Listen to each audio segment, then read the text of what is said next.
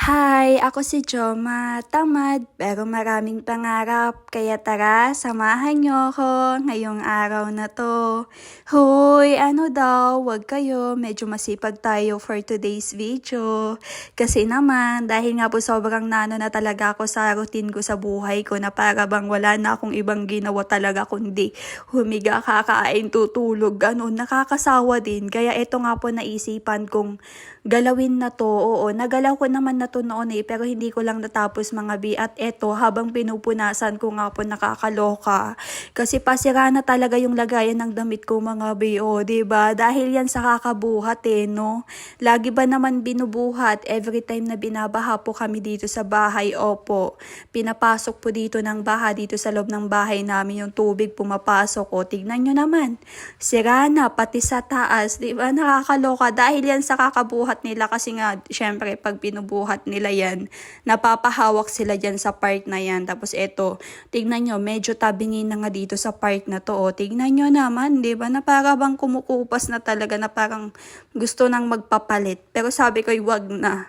Parang yung nangyayari kasi sa amin kapag binabaha kami dito, na para bang sising-sisi kami na bumili pa kami niyan. Like, yung mga mamahalin na mga gamit or mga basta yun.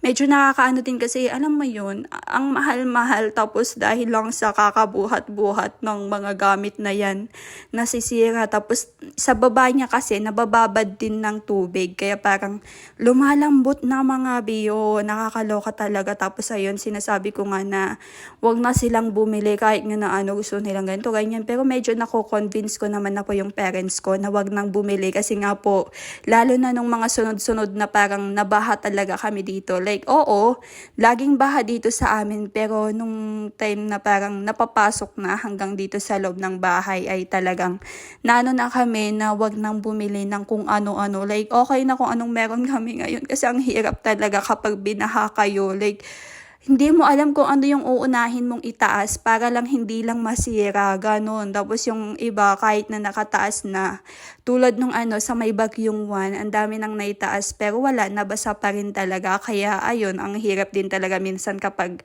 high tide tapos may bagyo pa, ganun. Oh, so ayun, ang dami ko nang sinasatsat mga bi, dito na tayo sa part na to. Bali, tinuluyan ko na nga po na alisin yung mga laman yan. Tapos ayan, inaisa-isa ko na po para maayos na, para mas magandang tignan. O, diba? Look, tignan nyo naman, diba? Mas gumandang tignan kaysa yung sa kanina. 'Di ba? O, 'di ba? Wag kayo, ang sipag ko na. Hey, ka-deserve ko mag 3 hours. So, ano daw? Ano ba? Pero wag kayo sabi ko nga sa inyo, hindi habang buhay magiging tamad ako. Pero sa part na to ay sobrang saya ko na kasi, ayan, naayos ko na po yung mga damit ko. Kahit na simpleng lang talaga ay sobrang nano na ako kasi naman sa sobrang katamaran ko, be. Ano bang pampasipag nyo? Bigyan nyo naman ako para sumipag naman na ako sa buhay. Pero wag kayo, unti-untihin lang natin ha. Sa mga part na to, medyo okay pa naman kasi masipag tayo for today's video mga bi. Ayan, inayos ko yung mga damit ko, 'di ba? Nakita niyo naman, abay, sobrang ayos na. Tapos ayan, after nga po nun, nilagay ko na din po dito yung mga hanger na tinanggal ko kasi sobrang dami ding naipon doon. Tapos ayan, syempre sinara ko na. Pero wag kayo, 'di ba? Ang dami pang naiwan diyan kasi tinamad na naman na para bang ako'y pagod na. Pero ayun, hanggang dito na lang muna.